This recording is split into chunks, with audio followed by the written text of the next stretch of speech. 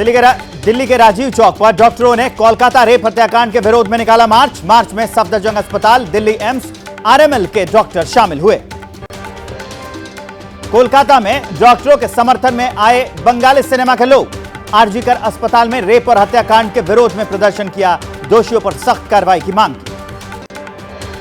कोलकाता के salt lake stadium में जबरदस्त हंगामा, फुटबॉल प्रशंसकों ने जमकर प्रदर्शन किया। पुलिस और लोगों के बीच झड़प भी हुई, पुलिस ने कई प्रदर्शनकारियों को हिरासत में लिया। कोलकाता रेप और हत्याकांड पर सुप्रीम कोर्ट ने लिया संज्ञान। मंगलवार को मामले में सुनवाई करेगी सुप्रीम कोर्ट। चीफ जस्टिस की अगुवाई में 3 जजों की बेंच सुनवाई करेगी। कोलकाता रेप और हत्याकांड में महिला डॉक्टर की माता पिता का बड़ा बयान, कहा पूरा अस्पताल इस साजिश में शामिल। अंतिम संस्कार में दिखाई गई जल्दबाजी, हमें सरकार से मुआवजा नहीं, इंसाफ चाहिए। मध्य प्रदेश सरकार में मंत्री कैलाश विजयवर्गीय ने ममता सरकार पर साधा निशाना, कहा ममता के हृदय में महिलाओं के प्रति संवेदना नहीं, ममता को पीएम पद से देना चाहिए इस्तीफा, माफ कीजिए सीएम पद से देना चाहिए इस्तीफा। कोलकाता में जारी है डॉक्टरों का प्रदर्शन। डॉक्टर हत्याकांड के खिलाफ सड़क पर उतरे जूनियर डॉक्टर, कॉलेज चौराहे से निकाला विरोध मार्च।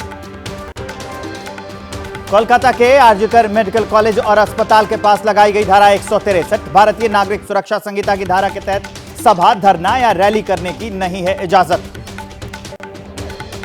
कोलकाता में आरजीकर अस्पताल में धारा 163 लागू होने के बाद सभी डॉक्टरों का प्रदर्शन। धारा 163 के बाहर के इलाके में डॉक्टरों ने प्रदर्शन किया। अस्पताल परिसर से नारेबाजी करते हुए डॉक्टर बाहर निकले।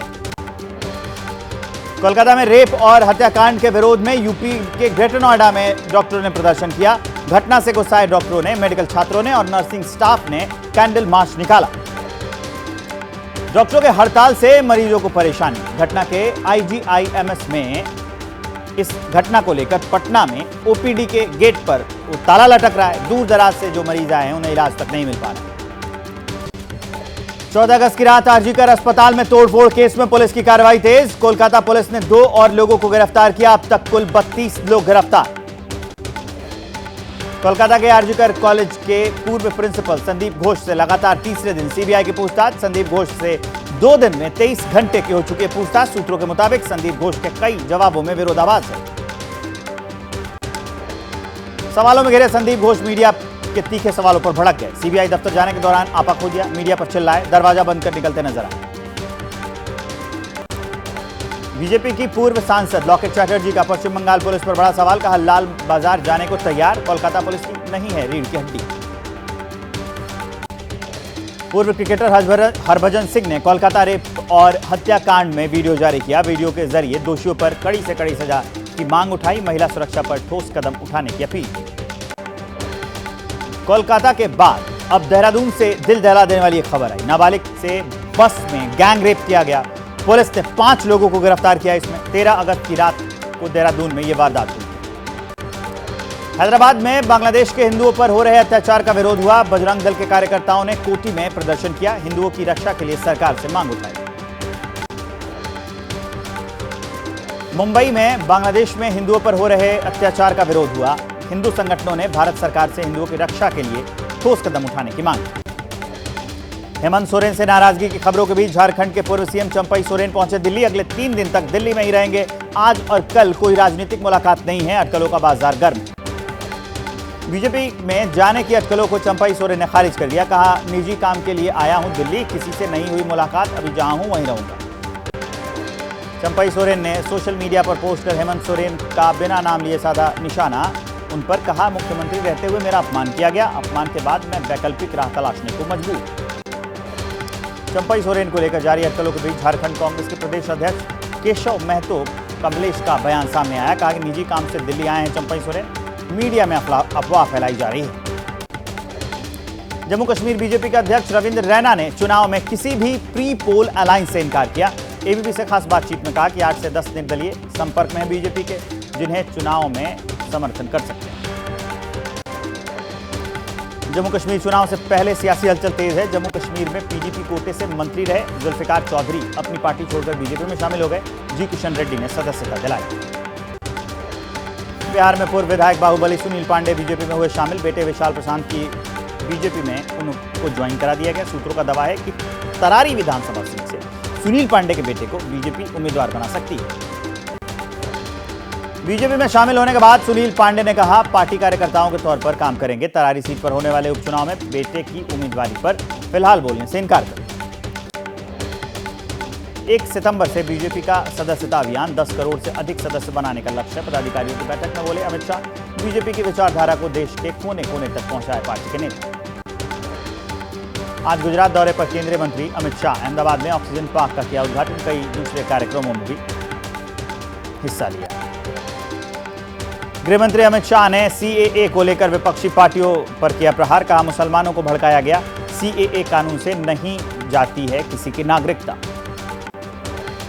राजस्थान के उदयपुर में हिंसा के बाद तनाव, लोगों ने जबरदस्त प्रदर्शन किया। उदयपुर में 16 अगस्त हिंसा और आगजनी हुई थी। 2 स्कूली छात्रों के बीच झगड़ा हुआ था। बुलंदशहर में बड़ा हादसा, बस और पिकअप वैन आपस में टकरा गई। हादसे में 10 लोगों की मौत हो गई, 27 तो गंभीर रूप से घायल हो गए। बिहार के जहानाबाद में सिपाही भर्ती परीक्षा में प्रश्न पत्र देरी से मिलने पर अभ्यर्थियों ने हंगामा कर दिया। परीक्षा केंद्र पर पहुंचे डीएम-एसपी ने अभ्यर्थियों को शांत कराया।